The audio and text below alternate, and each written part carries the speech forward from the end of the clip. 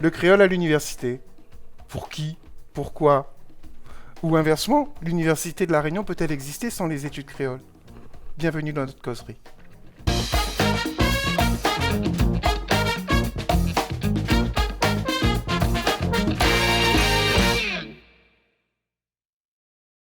Bienvenue dans cette nouvelle causerie du cycle des sciences du langage consacré aux langues et aux cultures créoles. Nous allons aujourd'hui parler des perspectives pour les études créoles à l'Université de La Réunion. Nous accueillons Jérôme Gardaudy, maître de conférence, vice-président du conseil d'administration, en charge de la formation et de la vie universitaire. Bonjour. Bonjour Francky, merci beaucoup pour cette invitation. Je suis ravi d'être là pour aborder ce sujet important, le sujet de la place du créole dans l'offre de formation de l'Université de La Réunion et sur le territoire. Et c'est toujours un plaisir pour moi de participer aux causeries proposées par nos collègues de l'Université numérique en région. Nous sommes particulièrement ravis de vous accueillir. Et avant d'aborder la question des études créoles, peut-être on peut déjà se poser la question de la place de l'université, de la faculté des lettres et sciences humaines dans l'université, et quel est le regard que vous portez là-dessus? Il y a deux questions finalement dans votre première question. La première, c'est la place du coup de la faculté de lettres et de sciences humaines à l'université de La Réunion. Bien évidemment, elle a une place très importante pour un certain nombre de raisons. Premièrement, une raison historique, puisque la faculté de lettres et des sciences humaines fait partie des trois facultés autour desquelles s'est construite notre université il y a déjà 40 ans de cela, avec la faculté de sciences et technologies et aussi la faculté de droit et d'économie. Bien évidemment, l'université a su progressivement et très rapidement étoffer son offre de formation de manière à disposer d'un potentiel de diplomation qui nous permet d'être au même stade que ce qu'on pourrait retrouver au niveau national. Et c'est la raison pour laquelle l'université a ensuite développé d'autres facultés, d'autres composantes, également d'autres instituts et écoles. Mais la faculté de lettres et des sciences humaines a une place très particulière au sein de l'établissement. Une autre raison, une raison purement quantitative, c'est une faculté c'est la faculté qui dispose de plus d'étudiants, plus de 3000 étudiants du coup qui fréquentent cette faculté et qui fréquentent les enseignements surtout dispensés dans le cadre de cette faculté. Et c'est aussi la faculté qui comprend le plus de formations. Alors au-delà de ces dimensions purement historiques et de ces dimensions purement quantitatives, pour moi les sciences humaines, et cela fait l'objet de la deuxième question, les sciences humaines constituent un enjeu très important pour notre établissement, mais aussi et surtout pour le territoire, puisque les compétences et les connaissances qui y sont développées constituent pour moi, ou représentent un socle fondamental sur lequel repose le développement et le changement d'échelle de notre société. Les diplômés qui sortiront des parcours de formation dispensés dans le cadre de cette faculté et des enseignements issus des sciences humaines seront analyser l'évolution de notre société, comprendre les enjeux et les défis de notre société, de nos sociétés actuelles. Ils vont également connaître et reconnaître les spécificités de notre territoire et de nos territoires, notamment dans la zone océan Indien, analyser et développer des stratégies de communication spécifiques, de manière à améliorer l'efficacité de certaines stratégies d'action sur le territoire.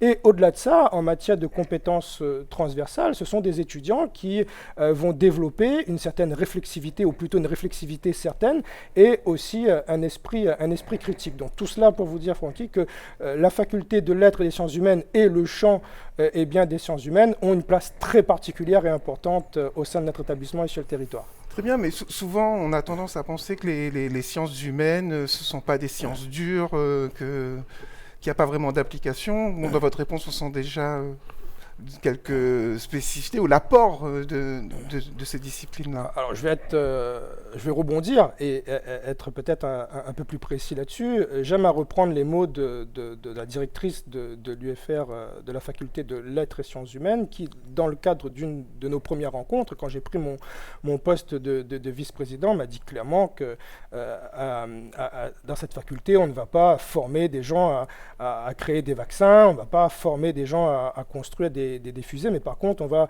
former les gens qui vont comprendre leur territoire, qui vont comprendre bien, les enjeux de la société, et aussi on va leur inculquer certaines méthodes de réflexion, une certaine ouverture d'esprit, une certaine sensibilité. Donc c'est la raison pour laquelle je vous disais que ça constitue le socle et la base bien, du développement de notre territoire.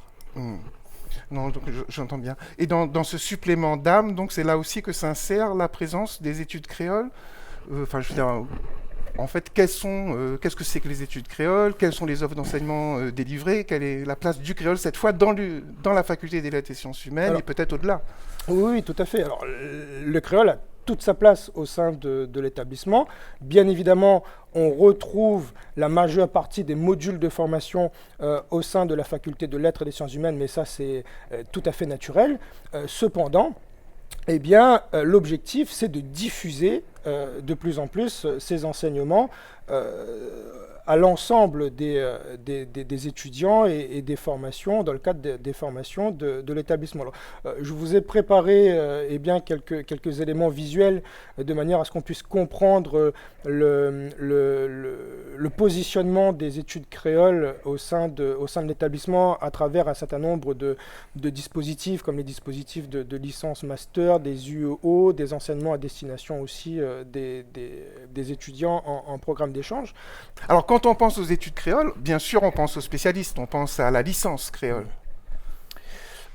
Effectivement, les études et les enseignements en créole à l'Université de La Réunion a une place très particulière. Et ce sont des enseignements qui sont riches, à la fois riches et également diversifiés.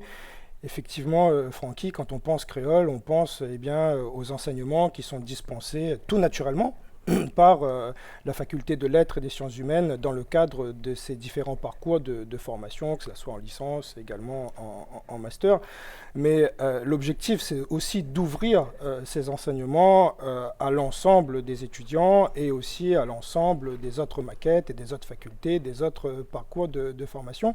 C'est la raison pour laquelle eh bien, ces enseignements ont un positionnement particulier avec aussi des perspectives d'évolution, mais je pense qu'on aura l'occasion d'aborder ces perspectives dans le cadre d'autres questions. Alors pour être un peu plus précis dans ce que je viens de dire, eh bien, on a l'UFR Lettres et Sciences Humaines, une licence en L3, une licence 3 en créole qui s'inscrit dans la continuité eh bien, des parcours de licence qui s'inscrit notamment dans l'ancien portail Arts, Lettres et Langres.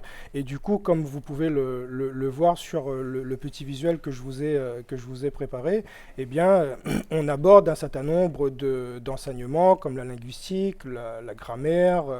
Il y a aussi eh bien, des modules qui permettent bien de préparer le CAPES en créole à travers des modules de traduction, de commentaires et de dissertation. Il y a aussi cette approche concernant la littérature dans les espaces créoles, et nous avons aussi des modules qui sont communs, transversaux à d'autres enseignements dans d'autres licences notamment, mais à travers le filtre de la spécificité créole, que cela soit en histoire, en géographie, en anthropologie. C'est-à-dire que la licence créole, c'est une licence de langue, littérature, civilisation, comme on le ferait pour les études hispaniques ou les études anglophones ou germaniques. Tout à fait. Et à côté de ça, il y a la présence des enseignements de créole aussi pour d'autres disciplines et d'autres étudiants. Tout à fait. Pas que pour les spécialistes. Ça s'inscrit, comme je vous le disais, ça s'inscrit dans cette logique de diffusion. Alors là, cette diffusion, elle le fait, on le fait dans le cadre de la faculté, mais ensuite, on le verra, il s'agira de diffuser ces enseignements à l'ensemble de l'établissement, au sein de l'établissement. D'accord, donc il y a la licence, puis il y a aussi le master. Oui. Tout à fait. Donc on a là aussi, je vous ai préparé un visuel. Nous avons le master en sciences du langage, dont l'objectif est d'acquérir des notions fondamentales d'analyse en sciences du langage et de la créolistique centrée sur le contexte plurilinguiste de la Réunion. Donc effectivement, il s'agit de proposer un parcours évolutif, licence, master, et tout cela ancré sur des problématiques spécifiques à notre territoire, pas que, puisque ici on parle aussi d'espace créolophone. Oui, d'ailleurs l'intitulé c'est le master en sciences du langage et monde créole, et c'est d'ailleurs une spécificité de l'université, parce qu'il y a plusieurs masters de sciences du langage en France, mais celui-là effectivement intègre les aspects de la créolistique. Tout à fait.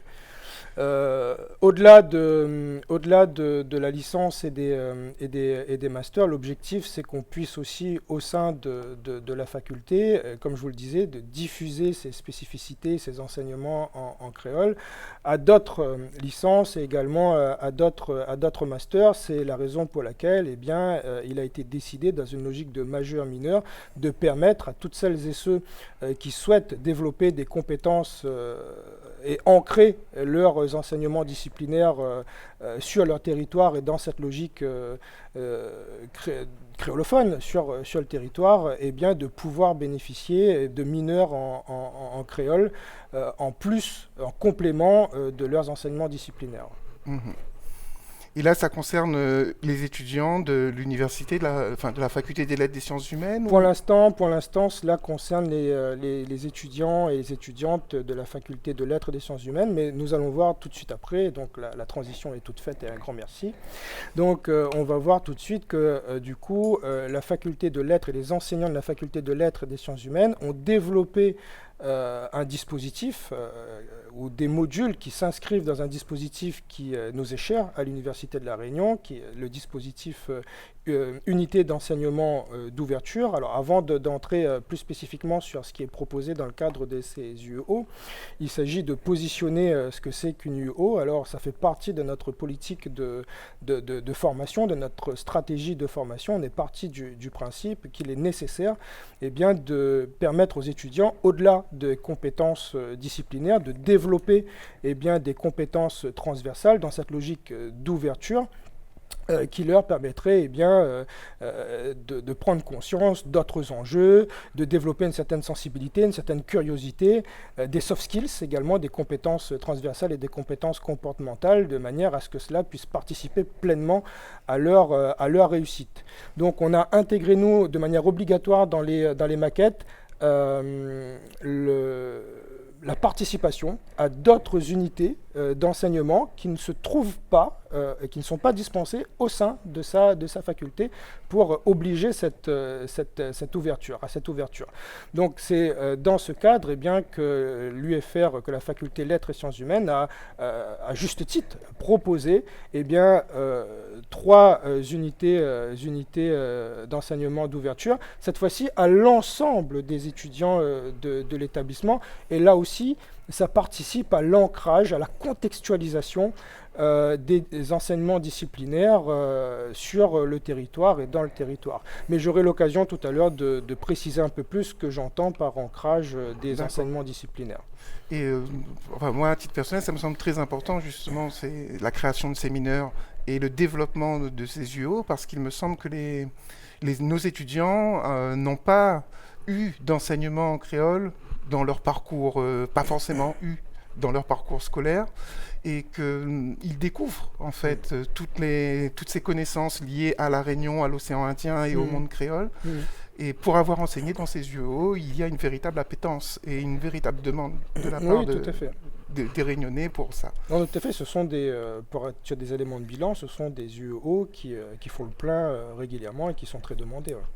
Et autre chose aussi, c'est qu'on a parlé au début de stratégie ou de déclaratif, et là on est vraiment dans des actions et dans des dispositifs qui naissent et qui voient le jour et qui sont de bon augure pour la perspective des études créoles. Oui, vous avez totalement raison, Francky. Et il n'y a pas que les Réunionnais qui sont intéressés par ces enseignements qui sont délivrés. Non, comme je vous le disais, les enseignements qui sont proposés par la faculté de lettres et des sciences humaines sont des enseignements qui sont riches et à la fois variés et qui touchent un public là aussi relativement large, ou un public large tout court. Et il y a des unités d'enseignement qui sont destinées spécifiquement eh bien, aux étudiants issus de programmes d'échange, donc des étudiants internationaux. Il faut savoir que nous accueillons un peu plus de 1000 étudiants chaque année issus d'autres universités et d'autres pays. Donc l'objectif, comme vous le savez, de ces dispositifs d'échange, c'est bien évidemment de pouvoir suivre des enseignements disciplinaires dans d'autres universités, mais c'est aussi développer eh bien, une certaine ouverture d'esprit, acquérir eh bien, des connaissances culturelles dans le cadre du pays d'accueil, découvrir une nouvelle culture, découvrir aussi une nouvelle société. Et donc on a ces étudiants qui là aussi développent une certaine appétence à la découverte de notre culture, de notre pays, de notre histoire également. Et donc ce sont des unités d'enseignement qui sont là aussi très prisées par ceux qui viennent nous visiter. Très bien. Peut-être, on a parlé tout à l'heure du master sciences du langage. Et vous avez évoqué justement, quand on parlait de la licence, de ceux qui se destinaient à l'enseignement et à la préparation des concours, que ce soit le CAPES de créole ou l'agrégation langue de France créole. Ouais. Il y a aussi un master à l'INSPE qui... Oui, tout à fait. Donc un master à l'INSP qui du coup est travaillé bien évidemment dans la continuité de ce qui est proposé en faculté de lettres et des sciences humaines, avec bien évidemment des connexions en termes entre les enseignants et des connexions dans le cadre des enseignements. Donc nous avons le master MEF pratique et ingénierie de la formation, langue et culture créole, qui consiste à former eh bien, au métier de professeur de langue créole au sein des collèges, mais aussi des lycées, mais aussi au métier de la médiation culturelle. Et c'est une formation qui permet notamment eh bien, de former au concours du CAPES créole, comme vous venez de le dire, Francky. Ouais. C'est ça. Et vous soulignez justement qu'il y a cette préparation pour ceux qui décident d'aller vers l'enseignement et préparer le CAPES, mais aussi ces autres métiers qui ne relèveraient pas de l'enseignement. Vous avez évoqué la médiation culturelle. Est-ce que vous pensez que le créole peut aussi avoir une place dans la formation professionnelle au-delà des études que nous venons d'évoquer? Ah oui, tout à fait. On vient de parler de la formation initiale. Pour moi, ce que je viens de dire doit aussi s'inscrire dans la formation tout au long de la vie et dans la formation continue. Mais permettez-moi juste, avant de répondre à cette question, d'apporter des éléments de conclusion et de perspective à ce qu'on vient de dire sur de la formation initiale.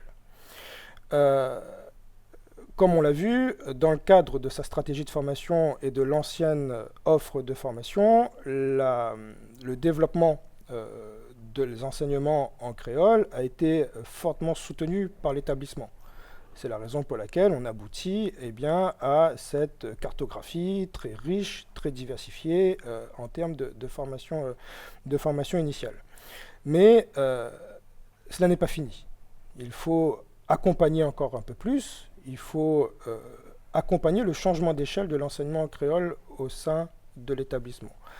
Notamment dans le cadre de la future offre de formation qui va être très bientôt travaillée dans le cadre de la prochaine procédure d'accréditation. C'est très technique, mais voilà. Donc du coup, concrètement, on va travailler la nouvelle offre de formation pour les 4-5 prochaines années. Alors, comment positionner en formation initiale, notamment, la formation en créole au sein de l'établissement? On a connu une succession de crises ces dernières années. On sait tous désormais que le monde est complexe, que notre territoire est complexe, que nous devons penser global et que du coup tout est connecté. C'est systémique. Et l'interdisciplinarité est une des solutions, notamment au sein de l'université, pour permettre à nos jeunes de demain, à nos décideurs de demain, à nos jeunes d'aujourd'hui, nos étudiantes et nos étudiants, d'appréhender cette complexité. Et aujourd'hui, j'ai l'intime conviction, et je parle sous votre couvert, vous qui êtes expert, j'ai l'intime conviction qu'on ne peut pas faire des études de médecine sans intégrer, sans ancrer ces études dans le contexte territorial et notamment dans le créole. On ne peut pas être juriste. Moi, on est entre nous. Je vais vous dire qu'il y a quelque chose qui m'a marqué l'année dernière en période de fermeture, en juillet-août. C'est que je reçois une notification sur mon téléphone me disant qu'il y a un procès qui n'a pas pu se tenir au tribunal parce que les magistrats ne comprenaient pas le créole. De manière très objective. Donc je pars du principe que, on ne peut pas non plus être juriste sans ancrer là aussi ses compétences disciplinaires dans le créole et dans nos spécificités du territoire. Donc c'est la raison pour laquelle il est très important pour moi de diffuser encore plus ces enseignements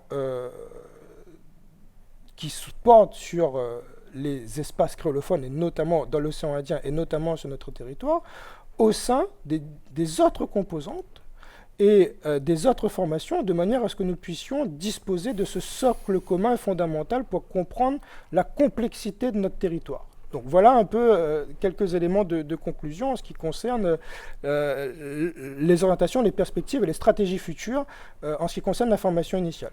Pour revenir sur la question qui m'a été posée sur la partie formation continue, ce qui est fait en formation initiale doit aussi être développé à une autre échelle, de manière différente, mais aussi en formation continue. Aujourd'hui, bien évidemment, l'Université de La Réunion, à travers la faculté de lettres et des sciences humaines et le laboratoire du coup, de recherche qui se trouve dans cette faculté, est sollicité sur un certain nombre de sujets, par un certain nombre de corps de métier, par les hôpitaux, par les infirmiers, par les orthophonistes, par également un certain nombre d'autres métiers comme les métiers de la communication, pour du coup monter en compétences dans le cadre de leurs activités professionnelles. Et là, j'encourage fortement, et l'Université de La Réunion est prête à accompagner du coup nos collègues créolistes, entre guillemets, pour la mise en place de modules de formation, alors à voir du coup en termes d'ingénierie pédagogique, comment seront montés, est-ce qu'on fera du distanciel, du présentiel, de l'hybride, sous forme de MOOC, sous forme de modules courts avec de la pédagogie inversée ou pas. Donc on verra du coup en fonction des besoins qui seront identifiés, mais l'Université de La Réunion, bien évidemment, se positionne sur le champ de la formation tout au long de la vie, sur le champ de la formation continue, et est prête à accompagner nos collègues pour la mise en place de modules spécifiques pour répondre pour la première fois à ces besoins issus de professionnels sur le territoire, pour du coup accompagner la montée en compétences de ces acteurs socio-économiques. Alors pour la première fois, effectivement, à vous écouter, on voit bien que c'est ce souci de l'accès aux droits fondamentaux. Vous avez évoqué la santé, la justice, et puis aussi les demandes que vous évoquez, les sollicitations témoigneraient d'une nouvelle politique linguistique sur le territoire réunionnais en collaboration avec les autres institutions. Est-ce que ça se dit, enfin, c'est une véritable bascule là, entre le XXe siècle et le XXIe siècle? Alors, je suis mal placé pour dire si c'est une nouvelle politique ou pas, mais nous, on s'inscrit dans une logique de changement d'échelle. C'est-à-dire la politique d'enseignement du créole à l'université, elle a existé avant moi. Elle a connu une nette progression. Maintenant, les enjeux sur le territoire sont différents. Il y a des enjeux qui sont identifiés par nos chercheurs. Et là aussi, il faut rappeler que ce qui est enseigné au sein de nos formations sont issus de la recherche très active qui sont menées par nos collègues du département créole. et qui ont pour cet objectif de dépassionner les débats, d'être vraiment sur des approches scientifiques et de nourrir au contraire les échanges et de raisonner les échanges en ce qui concerne ce sujet qui peut être aussi sensible du créole sur le territoire. Mais ce qui nourrit également notre position, c'est aussi les retours de nos partenaires. Et comme je viens de le dire, c'est de plus en plus d'acteurs institutionnels et de plus en plus d'acteurs issus du monde socio-économique qui nous sollicitent aujourd'hui de manière très pragmatique et très concrète sur un certain nombre de besoins de montée en compétences. Donc, nouvelle stratégie, nouvelle politique linguistique, je laisse ça du coup aux experts dont vous faites partie, mais moi je serais plutôt dans une logique de changement d'échelle et de développement. Alors moi, dans cette logique de changement d'échelle et de développement, je suis la cheville ouvrière. Hein. Je peux effectivement proposer des services, mais oui, il me semble qu'il y a une réflexion qui est engagée en ce moment à La Réunion sur l'aménagement du territoire et qu'elle montre, pour revenir sur ce qu'on disait au début, entre sciences dures ou à quoi ça sert les sciences humaines en général, et là le créole en particulier, on voit bien que suite à notre échange, qu'il y a que nous sommes sollicités et qu'il y a vraiment là de nos multiples partenariats et que l'université va pouvoir a priori prendre une place active dans la construction de notre nouvelle société. Oui, tout à fait. À la fois sur le plan de l'information, mais aussi sur le plan de la recherche. C'est vrai que le créole, ça se pratique, c'est assez pratique et assez pragmatique, mais il ne faut pas oublier du coup qu'il y a à l'université un certain nombre d'enseignants-chercheurs, un département créole avec des recherches actives qui sont menées et qui doivent alimenter ces actions, ces changements de braquet, et ces actions. Monsieur le vice-président, vous venez de nous souffler un nouveau sujet de causerie. Donc nous nous retrouverons certainement pour une discussion autour de la recherche en particulier. Nous vous remercions beaucoup pour le temps que vous nous avez accordé pour cet échange. C'est un plaisir. Merci à vous. Ce fut également avec plaisir pour nous. Monsieur Jérôme Gardotti, merci encore. Merci.